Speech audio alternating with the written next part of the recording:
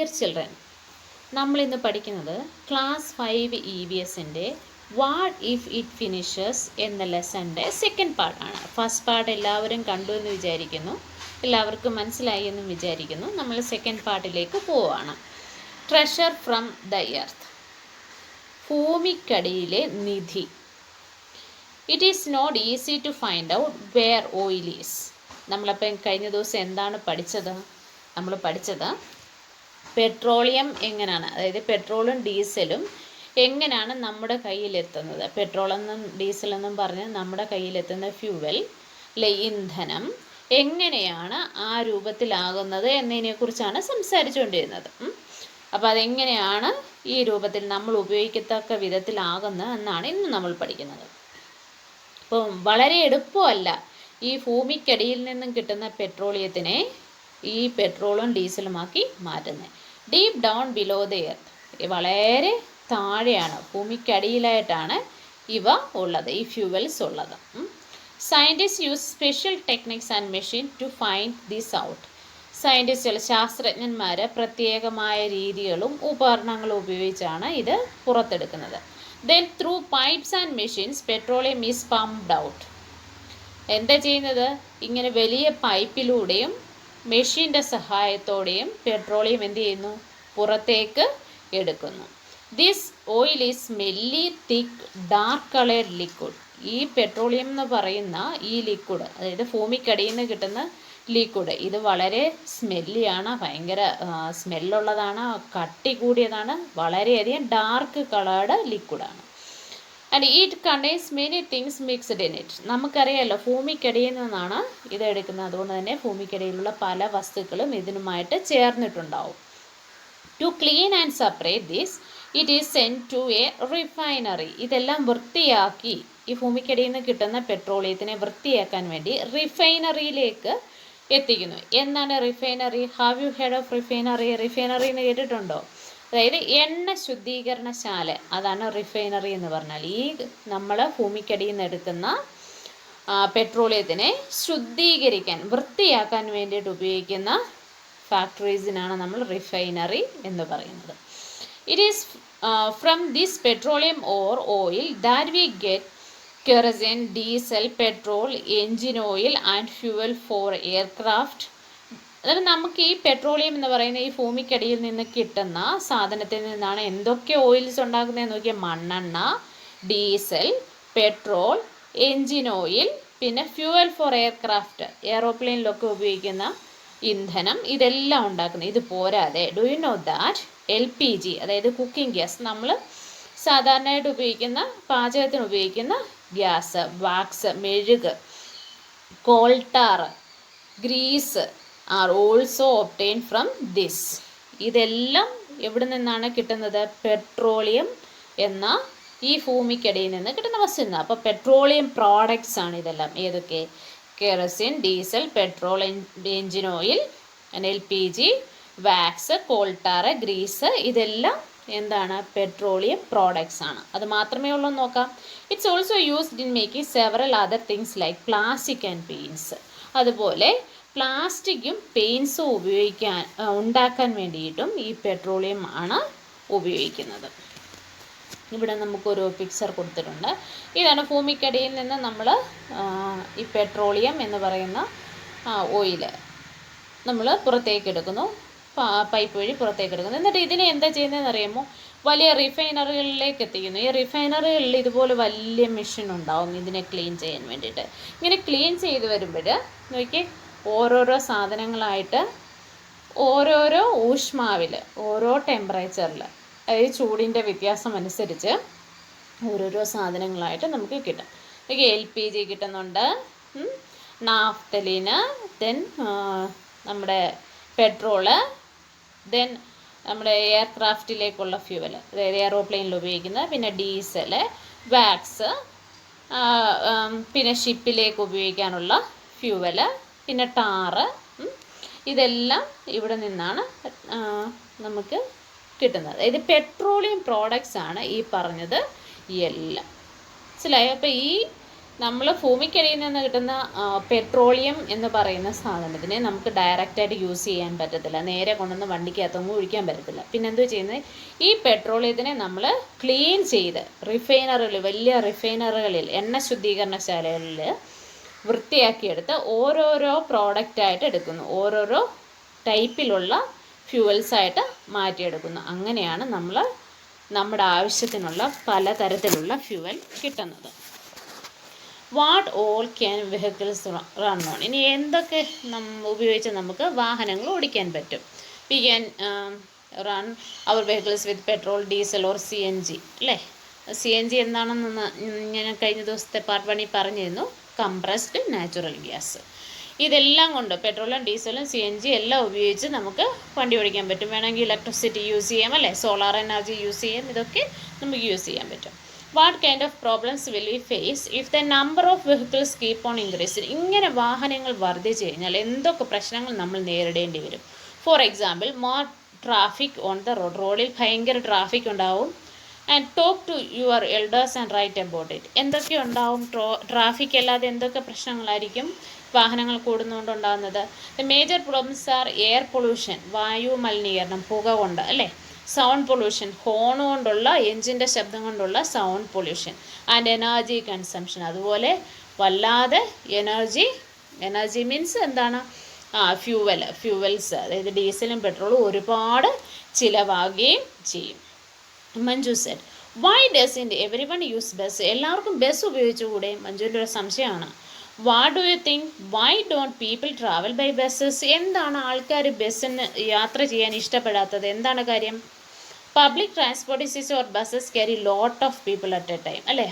ആൾക്കാർക്ക് ഒരു ബസ്സിൽ ധാരാളം ആൾക്കാരെ കൊണ്ടുപോകും, അല്ലേ? പക്ഷേ ഒരു കാറിൽ 2-3 പേർക്കേ പോകാൻ പറ്റും, ഒരു സ്കൂട്ടറിൽ 1-2 പേർക്കേ പോകാൻ പറ്റും.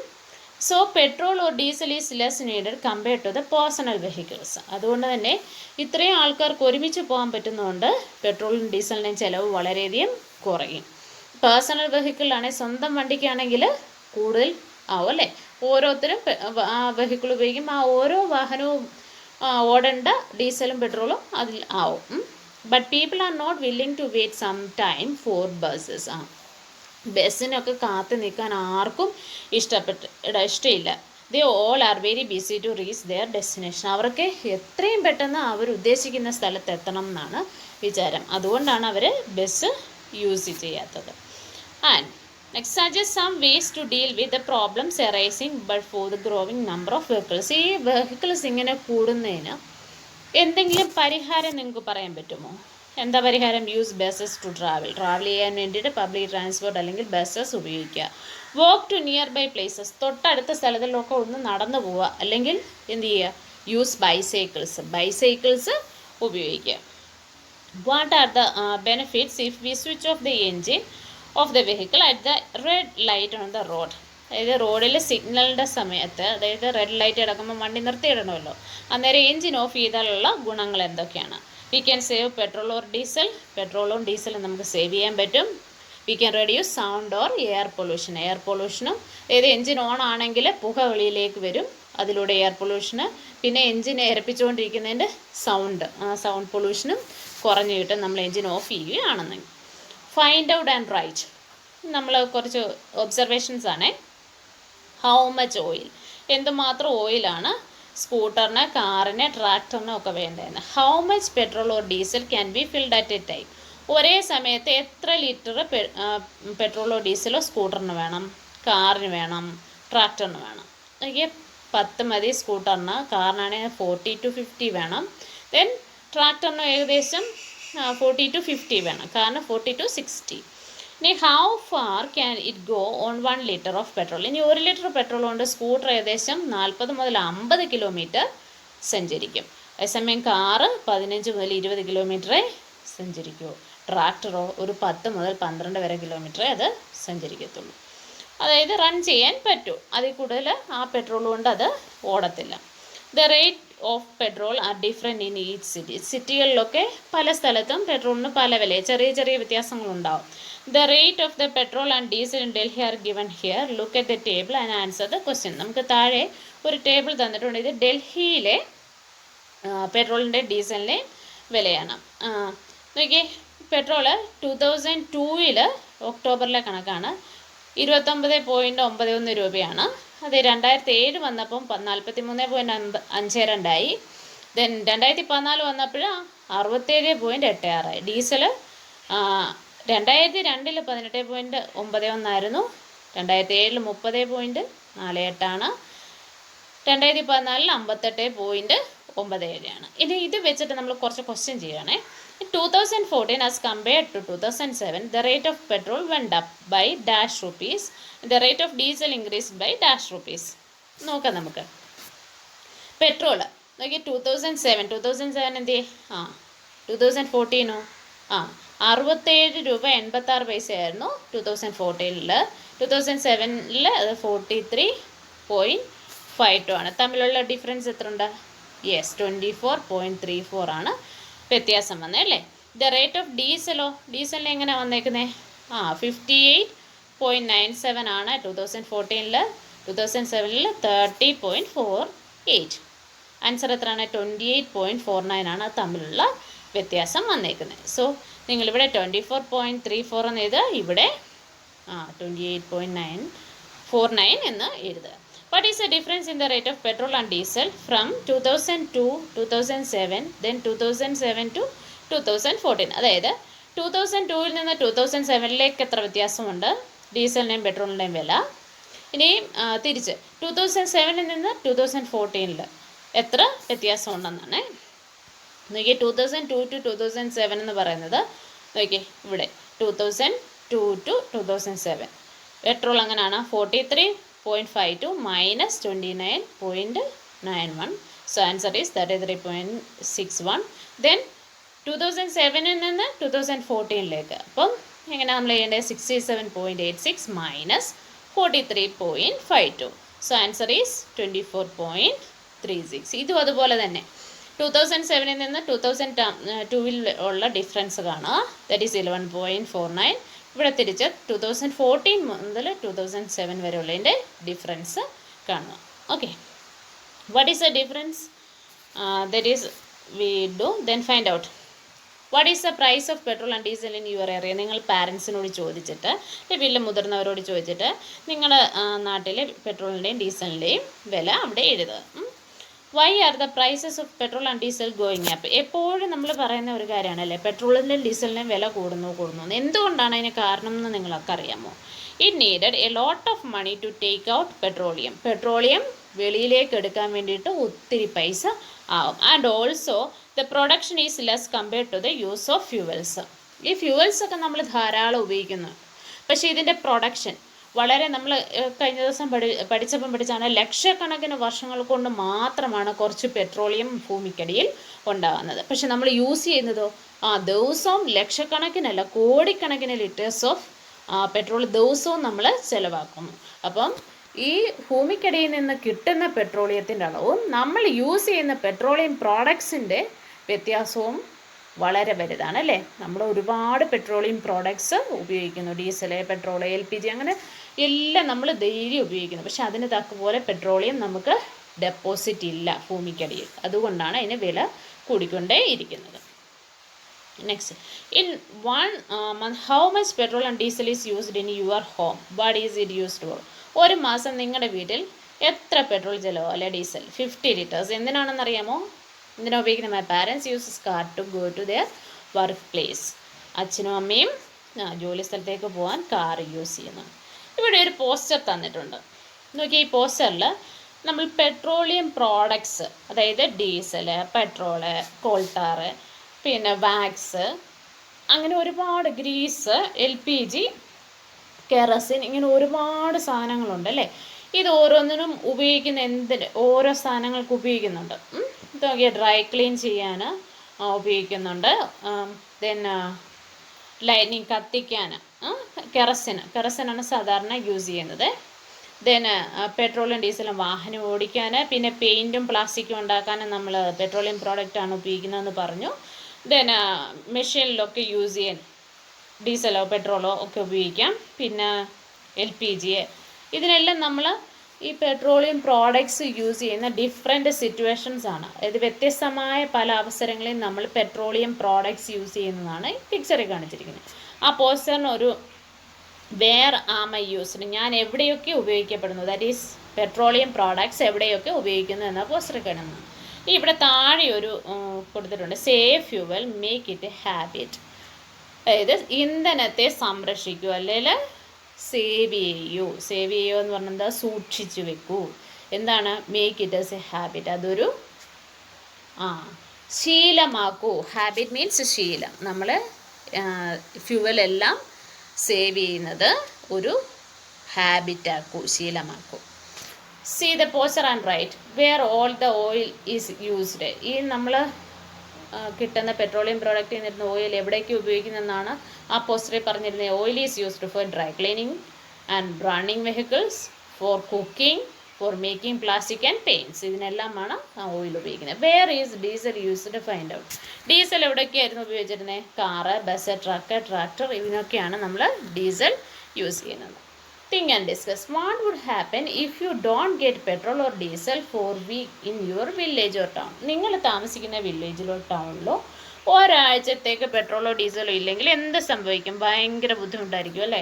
The life become difficult for every one. അയ്യോ, ഒന്ന് ആലോചിച്ച് നോക്കി, LPG ഇല്ലാതെ ഫുഡ് കഴിക്കാൻ പോലും പറ്റത്തില്ല. വെള്ളം കിട്ടണേലോ, മോട്ടറിലേക്ക് വെള്ളം കയറണേൽ നമ്മൾ ഇലക്ട്രിസിറ്റി ഉപയോഗിക്കണം. പിന്നെ ഇനി ആ മോട്ടറിനതിൽ ചിലർ വെള്ളം പമ്പ് ചെയ്തൊക്കെ ഉപയോഗിക്കുന്ന ആൾക്കാരാണ്. അതിനകത്ത് പെട്രോളോ ഡീസലോ ഉപയോഗിക്കണം. ഇനി എവിടെയെങ്കിലും പോണേ വണ്ടി വേണ്ടേ, വാഹനത്തിൽ ഉപയോഗിക്കണമല്ലോ. അയ്യോ, അത് നമുക്ക് ചിന്തിക്കാനേ പറ്റത്തില്ല. So factories compel to stop working. വേറൊരു വലിയ പ്രശ്നമുണ്ട്, ഫാക്ടറികൾ, പല ജോലി സ്ഥലങ്ങളിൽ ഫാക്ടറികളുണ്ട് അല്ലേ. അവിടെയെല്ലാം ഇതുപോലെയുള്ള ഫ്യൂവൽസ് ഉപയോഗിച്ചിട്ടാണ് ഫാക്ടറി റൺ ചെയ്യുന്നത്. ആ ഫാക്ടറികളൊന്നും ജോലി ഇല്ലാതെ വരും. അപ്പം നമുക്ക് ജോലി പോലും ഇല്ലാതാവും. Suggest some ways to save oil. ഇങ്ങനെ ഈ ഓയിൽ സംരക്ഷിക്കാനുള്ള കുറച്ച് സജഷൻസ്, നിങ്ങളുടെ കുറച്ച് അഭിപ്രായങ്ങൾ പറയാനാണ്. യൂസ് ബസ്സസ് ടു ട്രാവൽ ചെയ്യാൻ ബസ് യൂസ് ചെയ്യുക. പ്രിഫർ സൈക്ലിങ് കൂടുതലായിട്ടും ചെയ്യുക. Switch off engines while waiting on സിഗ്നൽസിൽ എന്ത് ചെയ്യുക, എൻജിന് ഓഫ് ചെയ്തിടുക. ഇതൊക്കെയാണ് നമുക്ക് സാധാരണ ചെയ്യാൻ പറ്റുന്ന സജഷൻസ്, അല്ലെങ്കിൽ നമുക്ക് അഭിപ്രായങ്ങൾ അതൊക്കെയാണ്. വുഡ് ഓർ ചുൽഹ എന്ന് പറഞ്ഞു കഴിഞ്ഞാൽ അടുപ്പ് എന്ന് പറയും. മണ്ണടുപ്പിനാണ് ചുൽഹ എന്ന് പറയുന്നത് കേട്ടോ. പണ്ടത്തെ കാലത്ത് ഉപയോഗിച്ചിരുന്ന അടുപ്പ്. Durga lives in village in Haryana. ഹരിയാനയിലാണ് ദുർഗ താമസിക്കുന്നത്. Every day she spend many hours collecting wood for the chulha or stove. എല്ലാ ദിവസവും ദുർഗ അവിടെ അടുപ്പ് കത്തിക്കാൻ വേണ്ടിയിട്ട് വിറക് കളക്ട് ചെയ്യും. Her daughter also has to help her in this. അവിടെ മകളും അതിനെ ഈ വിറക് കളക്ട് ചെയ്യാൻ വേണ്ടിയിട്ട് സഹായിക്കാറുണ്ട്. For the past 3 months she was cough. കഴിഞ്ഞ 3 മാസമായിട്ട് ദുർഗയ്ക്ക് ചുമയാണ്. There is a lot of smoke when damp wood is burned. നനഞ്ഞ വിറകാണ് മിക്കപ്പോഴും അവൾ കത്തിക്കുന്നത്. അതുകൊണ്ട് തന്നെ ഒരുപാട് പുക വരും. അത് പുകയടിച്ചടിച്ച് അവൾക്ക് ചുമയായി. But Durga does not have any other option. പക്ഷേ ദുർഗയ്ക്ക് വേറൊരു ഓപ്ഷനുമില്ല, വേറൊരു മാർഗവുമില്ല. When there is not enough money to buy food. അവർക്ക് ആഹാരം വെളിയിൽ നിന്ന് വാങ്ങിക്കാന്ന് പറഞ്ഞാൽ അതിനുള്ള പൈസയില്ല. Where will they be moving to buy wood. പിന്നെ ഈ ഉണങ്ങിയ വിറക് വാങ്ങിക്കാൻ പൈസ ഉണ്ടോ? ആഹാരത്തിൻ്റെ സാധനങ്ങൾ വാങ്ങിക്കാൻ പോലും അവിടെ പൈസ ഇല്ലാത്ത ഒരാൾക്ക് വിറക് പുറത്തുനിന്ന് ഉണങ്ങിയത് വാങ്ങിക്കാൻ പറ്റാത്തതുകൊണ്ട് ഇങ്ങനെ കളക്ട് ചെയ്ത് വെക്കുന്ന വിറകാണ് അവർ ഉപയോഗിക്കുന്നത്. Discuss. Have you ever collected dry wood or made cow dung cakes? How are they made? ഇനി നിങ്ങൾ ഇങ്ങനെ വുഡ് കളക്ട് ചെയ്യുമോ, കൗഡങ്സ് മേക്ക് ചെയ്യുക, എന്തെങ്കിലും ചെയ്തിട്ടുണ്ടോ? അല്ലെങ്കിൽ എങ്ങനെയാണ് ഉണ്ടാക്കുന്നതെന്ന് അറിയാമോ? Yes, I have collected dry woods. ഞാൻ ഡ്രൈ വുഡ് കളക്ട് ചെയ്തിട്ടുണ്ട്. കൗഡങ് എങ്ങനെ ഉണ്ടാക്കുന്നത്? Cow dung cakes can be made by mixing of hay എന്ന് പറഞ്ഞാൽ കച്ചി. അതായത് റൈസിൻ്റെ ഒക്കെ നമ്മൾ നെല്ലിൻ്റെ ഉണങ്ങിയ ലീവ്സിനാണ് നമ്മൾ ഹേ എന്ന് പറയുന്നത്, കച്ചി എന്ന് പറയും. അതും വിത്ത് കൗഡങ്. ആ ഹേയുടെ കൂടെ എന്ത് ചേർക്കുന്നു? കൗഡങ് കൂടെ, ചാണകം കൂടെ മിക്സ് ചെയ്ത് എന്നിട്ട് എന്ത് ചെയ്യും? അതിനെ കേക്ക് രൂപത്തിലാക്കിയിട്ട് ഡ്രൈഡ് ഇൻ സൺലൈറ്റ്. സൂര്യപ്രകാശത്തിൽ ഉണക്കി എടുക്കുന്നു. Do you know anyone who collects leaves and wood or leaves be use to lining a chulha? ഇനി ഡ്രൈ വുഡ്, അതായത് ഉണക്ക വിറക്, ഇലയും ഉണങ്ങിയ ഇലയും ഒക്കെ ആരെങ്കിലും അടുപ്പ് കത്തിക്കാൻ വേണ്ടി ഉപയോഗിക്കുന്നത് കണ്ടിട്ടുണ്ടോ? Yes, I have seen some people in villages collecting dry wood and dry leaves for lighting chulha. അടുപ്പ് കത്തിക്കാൻ വേണ്ടി ഗ്രാമപ്രദേശങ്ങളിലുള്ള ചില ആൾക്കാരിങ്ങനെ ഉണക്ക വിറവും ഉണക്ക കരിയില എന്നതിന് പറയുന്നത് അല്ലേ, ഉണങ്ങിയ ഇലകളും ഒക്കെ ഉപയോഗിക്കാറുണ്ട്. Who cooks food in your family? നിങ്ങളുടെ ഫാമിലിയിൽ ആരാണ് ഫുഡ് ഉണ്ടാക്കുന്നത്? What about other families in your area? നിങ്ങളുടെ നാട്ടിൽ മറ്റ് ഫാമിലിയിലോ? എൻ്റെ ഫാമിലിയിൽ എൻ്റെ അമ്മയാണ് കുക്ക് ചെയ്യുന്നത്. ലേഡീസ് ഓഫ് ദിയർ ഫാമിലി അല്ലേ. മറ്റ് ഫാമിലിയിലാണേലോ അവരുടെ വീട്ടിലുള്ള ലേഡീസൊക്കെയാണ്, സ്ത്രീകളാണ്. If they cook food using wood or upla means cow dung cake, what difficulties do they face due to smoke? ഇങ്ങനെ വുഡ് കൊണ്ടും അല്ലെങ്കിൽ കൗഡങ് കേക്ക്സ് കൊണ്ടും ഒക്കെ, ചാണകവരളികൾ അതുകൊണ്ടും ഒക്കെ അടുപ്പ് കത്തിക്കുന്നവർക്ക് നേരിടുന്ന പ്രശ്നങ്ങൾ എന്തൊക്കെയാണ്? Smoke from wood or cow dung cakes make us coughing, we feel headache also. അതുപോലെ നമുക്ക് ഭയങ്കരമായിട്ട് ചുമ വരും ഈ പുക കൊണ്ട്, പിന്നെ അതുപോലെ തലവേദനയൊക്കെ വരാനുള്ള സാധ്യതയുണ്ട്. Can Durga use anything else instead of wood? Why not? ദുർഗയ്ക്ക് മറ്റെന്തെങ്കിലും വുഡ് അല്ലാതെ വേറെ എന്തെങ്കിലും യൂസ് ചെയ്യാനുള്ള നിവൃത്തി ഉണ്ടോ? ഉണ്ടെങ്കിൽ എന്താ? Yes, she can use cow dung cakes. ദുർഗയ്ക്ക് കൗഡങ് കേക്ക്സ്, ചാണകവരളുകൾ ഉപയോഗിക്കാം. But she is so poor to buy kerosene. പക്ഷേ കെറസിനോ LPG വാങ്ങിക്കാനുള്ള പൈസ ദുർഗയുടെ കയ്യിൽ ഇല്ല. Today about 2/3 of people in our country use uple, wood and dry twigs etcetera. നമ്മുടെ നാട്ടിൽ ചാണകവരളികൾ, വിറക്, അതുപോലെ ഉണങ്ങിയ ചുള്ളിക്കമ്പളമൊക്കെ ഉപയോഗിക്കുന്ന 2/3 പീപ്പിളുണ്ട് അടുപ്പ് കത്തിക്കാൻ വേണ്ടിയിട്ട്. These are used not only for cooking food but also for keeping warm. തണുപ്പ് സമയത്ത് അവർക്ക് തീ കായാനും അവരിത് ഉപയോഗിക്കാറുണ്ട്. For heating water and lighting, അതുപോലെ വെളിച്ചം കാണാൻ വേണ്ടതും വെള്ളം തിളപ്പിക്കാൻ വേണ്ടതും ഒക്കെ ഇവർ ഇത് ഉപയോഗിക്കുന്നുണ്ട്. Many other things are used for all activities at home, kerosene, LPG, call, electricity etcetera. ഇനി അതുപോലെ നമ്മുടെ വീട്ടിലെ പല ആവശ്യങ്ങൾക്കും എന്തൊക്കെ ഉപയോഗിക്കാം? കെറസിൻ, LPG, കോള്, ഇലക്ട്രിസിറ്റി, ഇതൊക്കെ ഉപയോഗിക്കാം. Here Kancha has seen a bar chart in the book. Kancha ഒരു ബുക്കിനകത്ത് കണ്ട ബാർ ചാർട്ടാണിത്. ഇതിങ്ങനെ ബാർ പോലെ ഇരിക്കുന്നതുകൊണ്ടാണ് ബാർ ചാർട്ട് എന്ന് പറയുന്നത് കേട്ടോ. The chart shows the number of houses out of 100 that use each type of fuel. It is shown the use of which fuel has increased and which fuel has decreased over the past 20 years. അതായത് അടുത്ത 20 വർഷം, 1976 ഈ bar chart, 1996 ഇത്. അപ്പോൾ ഇതിൽ ഓരോ പ്രാവശ്യത്തെയും ഓരോ, ഇവിടെ ഇപ്പം കൗഡങ്ങും വുഡും ഉപയോഗിക്കുന്നതാണ് ഈ പച്ച കളറിലുള്ളത്. ഇത് LPG, കെറസിനും, ഇത് കോള്, ദെൻ ഇലക്ട്രിസിറ്റി. അതുപോലെ 1996 ആൾക്കാർ, ഇത് 100 തന്നിരിക്കുന്നത്, മനസ്സിലായോ? 100 ഇത് നമുക്ക് പെർസെൻറ്റേജ് ആയിട്ട് പറയാം. അപ്പോൾ ഇത്രയും എന്ന് പറയുന്നത് 100-84 പേരാണ്. That means 84%. ഇത് 100-10, സോ 10%. ഇത് 5%. ഇത് 1%. Same as here also. ഇവിടെ അതുപോലെ നമ്മൾ 100 എന്ത് പറഞ്ഞാലോ അത് എന്നാണ് പറയുന്നത്? പെർസെൻറ്റേജ് എന്നാണ് പറയുന്നത്. Year 1976, out of 100, how many houses used wood and wood? ഇനി 1976 നോക്കി 84% ആൾക്കാരായിരുന്നു എന്ത് ഉപയോഗിച്ചിരുന്നത്? വുഡും കൗഡങ് കേക്ക്സും. Which was the fuel used least in 1976? ഏറ്റവും കുറവ് ഏതായിരുന്നു? 1976 ഇലക്ട്രിസിറ്റി ആയിരുന്നു അവർ ഉപയോഗിച്ചുകൊണ്ടിരുന്നത്.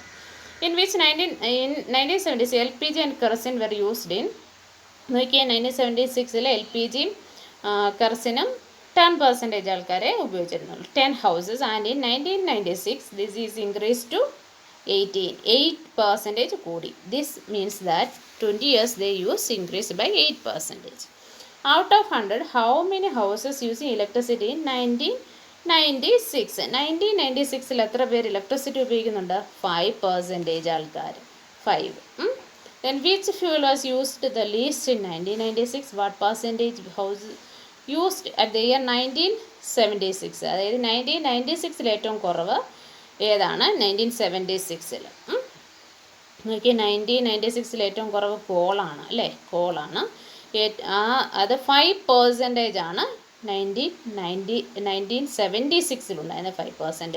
1996 അത് 2% ആയിട്ട് കുറഞ്ഞു. Find out from your elders. നിങ്ങൾ മുതിർന്നവരിൽ നിന്ന് കണ്ടെത്താനുള്ള ആൻസറാണ്. When they were young what was then used to cook food at home. വീട്ടിൽ ഫുഡ് ഉണ്ടാക്കാൻ വേണ്ടി മുതിർന്ന ആൾക്കാർ എന്താണ് ചെയ്തുകൊണ്ടിരുന്നത്? വുഡ് ചുൽഹയാണ് ഉപയോഗിക്കുന്നത്, വിറകടുപ്പുകളാണ് ഉപയോഗിക്കുന്നത്. Is A past 10 years use which cooking fuel has increased in your area, use of which fuel has decreased. ഇനി കഴിഞ്ഞ 10 വർഷമായിട്ട് ഏതാണ് കുറഞ്ഞിരിക്കുന്നത്? ഏതാണ്? Use of would is reduced അല്ലേ. നമ്മുടെ നാട്ടിൽ വുഡാണ് വളരെ കുറവായിട്ട് കാണുന്നത്, ഉപയോഗിക്കുന്ന ആൾക്കാർ. വിറകടുപ്പുകളാണ് ഇപ്പോൾ കുറഞ്ഞത്. ഇപ്പോൾ LPG ആണ് കൂടുതൽ യൂസ് ചെയ്യുന്നത്. Guess a use of which fuel wood increase and which wood decrease the next 10 years. അടുത്ത 10 വർഷം എങ്ങനെയായിരിക്കും എന്ന് പറയാമോ? LPG and kerosene use will be increased, but use of wood will be reduced. കെറസിനും LPGയും കൂടുതലായിട്ട് ഉപയോഗിക്കും, വുഡ് വളരെ കുറവായിരിക്കും ആൾക്കാർ യൂസ് ചെയ്യുന്നത്. Here ends our chapter. Thanks for watching. Thank you very much.